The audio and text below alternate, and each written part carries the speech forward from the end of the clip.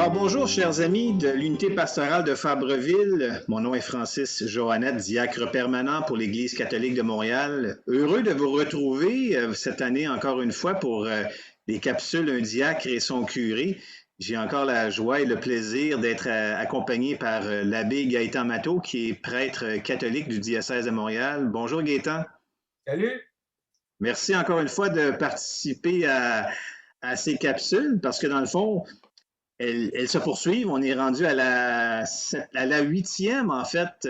Celle de la semaine passée, c'était avec Monseigneur Faubert. Puis, c'est la huitième et le but est de répondre à des questions en toute confidentialité, des questions sur la foi, des questions que vous auriez, que vous pouvez nous poser. Ça nous fait plaisir de les poser. Encore une fois, l'abbé Matteau qui répond avec sa connaissance et on essaie d'être le plus humain possible à travers tout ça. Et puis, on poursuit ce soir avec une série de 4 questions. Il y en a une qui a même été posée par quelqu'un de Québec. Alors, on est suivi un peu partout. Je suis très heureux de voir ça. La première question, Gaëtan, on m'a posé, je joue parfois au tarot. Est-ce que c'est contre les valeurs chrétiennes? OK. Moi, je ne suis pas, comment je dirais bien ça? J'ai joué aux cartes quand j'étais jeune, beaucoup, parce que dans ma famille, on jouait beaucoup aux cartes. On jouait à un jeu qui s'appelait le Whist. Il y a le Whist militaire aussi qui existe. Mais le tarot, c'est un jeu de cartes qui fait partie de plusieurs jeux de cartes. Il y en a entre 75 et 80 jeux de cartes qui sont appelés le tarot. Ah oui. Alors, c'est un jeu de cartes normal dans le fond. Là où il y a un danger, et je ne dis pas que c'est contre les valeurs chrétiennes, parce que je ne suis pas un spécialiste, là, mais là où il y a un danger, c'est quand on prend le tarot pour faire de la divination et prédire l'avenir. Parce que souvent, les gens vont aller consulter des cartomanciennes, des gens qui font le tarot, des gens qui lisent des boules de cristal, d'autres des feuilles de thé. Oui. Quand on met sa foi et sa croyance et sa vie dans les mains de ceux qui nous disent, ben oui, il va t'arriver ça cette année, puis il va t'arriver ça, là, fais attention à ça, tu vas avoir un accident, oui, tu vas tomber en amour, oui, tu vas gagner le gros lot. Je mets un bémol là-dessus, Oui. parce que j'ai personnellement des amis qui, il y a une quarantaine d'années, même une trentaine d'années, ne mettaient leur foi que dans le tarot.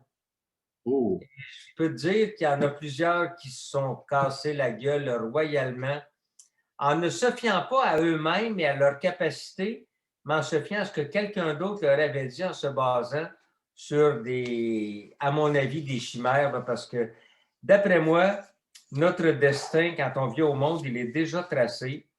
On a une voie que Dieu nous a donnée, puis il faut faire confiance puis suivre là-dedans. Mais quand on met notre foi seulement dans un jeu de cartes là, ou dans une boule de cristal ou dans Madame Allé ou Madame Minou, là, c'est bien dangereux. C'est là qu'est le danger, la dérape que ça peut prendre. Oui, Ouais.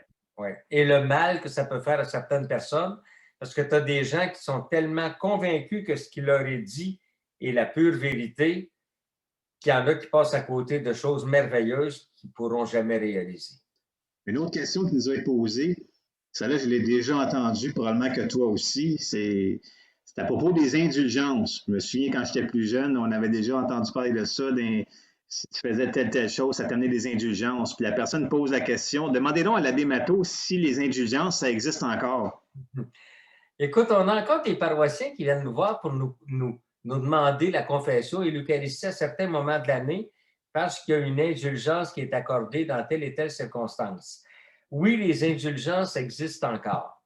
Et je vous lis le canon. L'indulgence est la remise devant Dieu de la peine temporelle due pour les péchés dont la faute est déjà effacée et que le fidèle bien disposé et à certaines conditions définies obtient par le secours de l'Église qui, en tant que ministre de la rédemption, distribue et applique avec autorité le trésor des satisfactions du Christ et des saints. L'indulgence est partielle ou plénière selon qu'elle libère partiellement ou totalement de la peine temporelle due pour les péchés. Canon 9,94.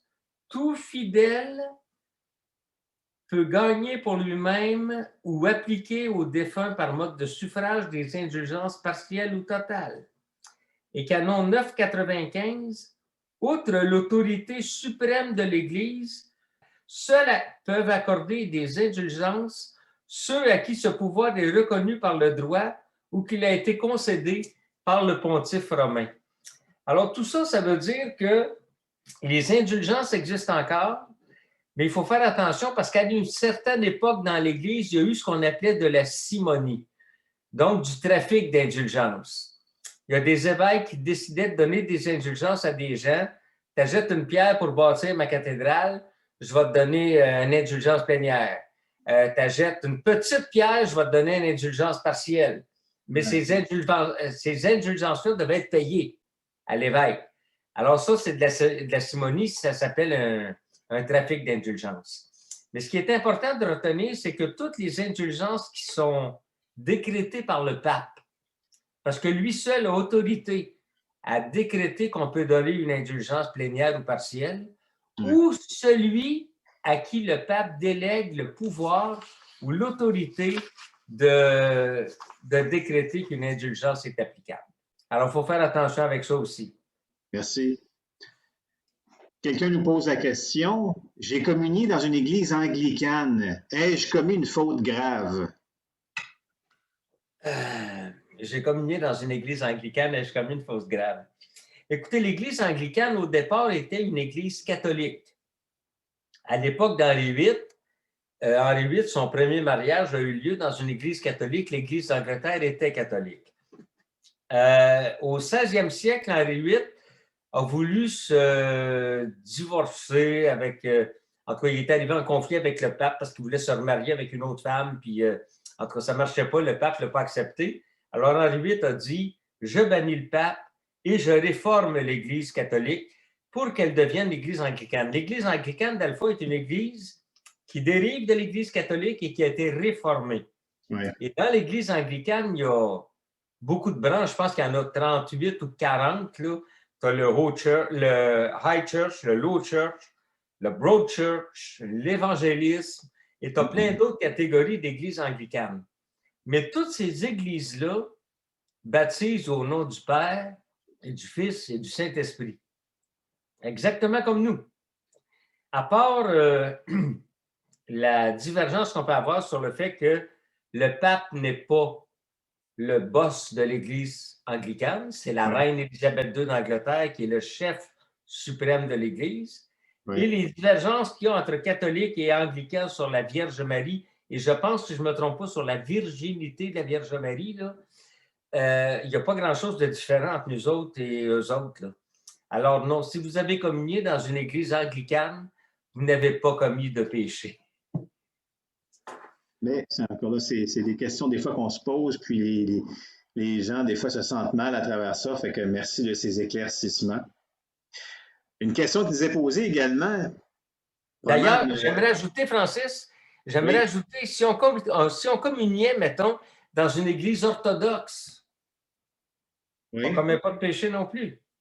Oui. Parce que c'est une église qui est reconnue par l'Église catholique par le baptême au nom du Père et du Fils et du Saint-Esprit, comme l'Église anglicane. Merci. Une autre question, probablement, qui nous vient d'une famille plus nombreuse.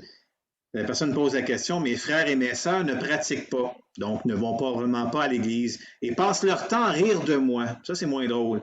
Qu'est-ce que je puisse faire ou leur dire? Oh mon Dieu. Écoute, c'est pas la seule famille ou c'est pas la seule personne qui est pognée avec un problème comme celui-là. Là. Écoute, quand on regarde les familles d'aujourd'hui où l'éloignement de l'Église se fait de plus en plus, le rapport à la foi est de plus en plus distant, ce qui ne veut pas dire qu'on ne croit pas en Dieu, mais on ne croit peut-être pas dans l'Église, dans les prêtres, dans la pratique religieuse, dans toutes les pratiques qu'on peut avoir et les rites qu'on peut avoir. Mais il y a des gens qui sont vraiment en dehors de ça complètement et qui ne veulent rien savoir et qui vont se moquer de leur père, de leur mère, de leurs grands-parents, de leurs frères, de leurs sœurs. Écoutez, j'aurais le goût de vous dire, il n'y a pas grand-chose à faire à part prier pour eux autres, parce que la foi, là, la foi, c'est un don de Dieu, puis la foi sera toujours un don de Dieu. Et un don de Dieu que l'être humain est libre d'accepter ou de refuser. Ouais. Alors, tu l'acceptes, c'est un beau cadeau que tu reçois. Tu le refuses, je pense que tu te prives de quelque chose. Ouais. Je pense que tu te prives de quelque chose, mais on ne peut pas non plus, en tant qu'être humain, se mettre à les juger, à les discriminer, pas dire ils sont dans le champ, ils ne sont pas corrects. Non, je ne pense pas que ce soit l'attitude. Je pense que l'attitude, c'est de prier pour eux et de continuer à vivre notre foi telle qu'on le sent, mais à ne pas mettre de pression sur ces gens-là non plus avec la foi qu'on vit. Parce que plus on va mettre de pression sur ces gens-là pour les convaincre que la foi est bonne et non, on va les perdre. On va s'en faire des ennemis plutôt que de s'en faire des amis. Alors, le Christ a toujours dit, puis moi je le dis aussi, puis je l'ai déjà dit en homélie, c'est facile de dire qu'on est chrétien, mais c'est plus difficile de vivre en chrétien. Oui, c'est ça. Et vivre en chrétien, ben, ça implique des souffrances, ça implique des fois des contradictions, ça implique des difficultés. Et s'il y en a un qui en a vécu des risées, des moqueries, des stupidités de la part des gens, des insultes, c'est le Christ. Ouais. Il en a vécu durant toute sa vie ministérielle. Il en est même mort parce qu'on l'a accusé de toutes sortes d'affaires qui n'avaient pas rapport. Ben, tu sais, je veux dire, puis si le chrétien qui est convaincu de sa foi ne vaut pas une risée, ben, il ne vaut pas grand-chose. En effet. Tu sais, je veux dire, on n'est plus dans un temps où tout le monde adhère à l'Église.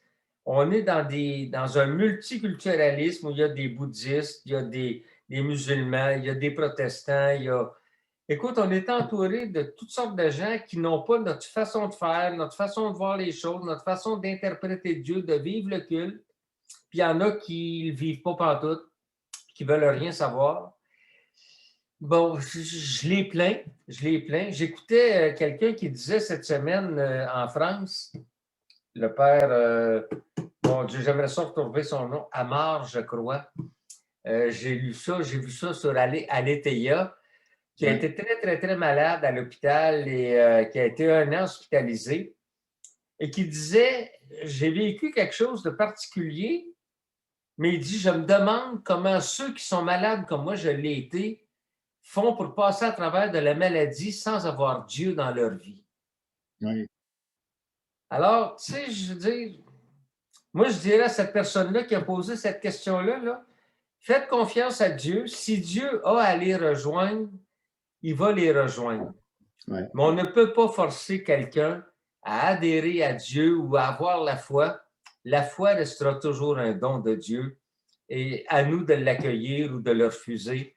Mais la foi est un don de Dieu, c'est un cadeau que Dieu nous fait. Oui, puis d'éviter de tomber justement dans le jugement, puis dans la réponse trop facile, parce que je pense, comme tu le disais tantôt, l'important, c'est de prêcher par l'exemple et d'être capable de, comme j'ai toujours dit à mes filles, que ferait Jésus, que ferait le Christ? Alors, on va pas essayer tu convertis les autres par qui tu es et non pas par imposer. Convertis les autres par qui tu es, par ce que tu fais, et non à tapant sur la tête de quelqu'un pour faire rentrer la foi dedans. Exactement. Ça ne marche pas, ça. Ça ne marche pas du tout. Je pense que les points importants, là, c'est de les accepter tels qu'ils sont, de les respecter tels qu'ils sont, de ne pas les juger, de prier pour eux, puis de laisser Dieu faire sa job. Oui. Et je dirais, moi, je rajouterais aussi comme accompagnateur, quand ça fait trop mal, si quelqu'un t'achale trop ou te donne des insultes ou des colibets, ben des fois, c'est bon de prendre une certaine distance, une distance saine pour éviter que ça vienne trop nous faire mal. Ouais. Sans que ça vire à l'affrontement ou à la querelle. Là, tout à fait. Tout à fait. À un moment donné, il arrive la rancune, puis la vengeance, puis non, ça, c'est pas bon. Exact. Ben, c'est tout le temps qu'on a, Gaétan. Merci beaucoup de ta disponibilité. J'invite les gens à nous écrire sur le site qui est en dessous de ce que vous voyez à l'écran présentement. Vous pouvez envoyer vos questions et l'abbé Matteau y répondra. On a déjà des questions pour la semaine prochaine alors qu'on va être dans le temps du carême. Alors, merci de vos questions. Oui, Gaétan, as-tu une question? L'abbé Matteau va y répondre au meilleur de sa connaissance parce que ce n'est pas un spécialiste dans tous les domaines. Mais il va faire des recherches pour répondre.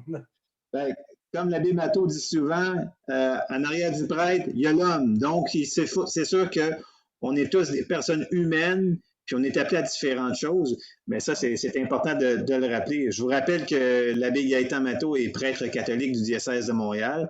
Donc, n'hésitez pas à envoyer vos questions. Et puis, on se revoit la semaine prochaine, Gaétan. Ça marche? Merci à tous et à bientôt. Au revoir. Bye bye tout le monde.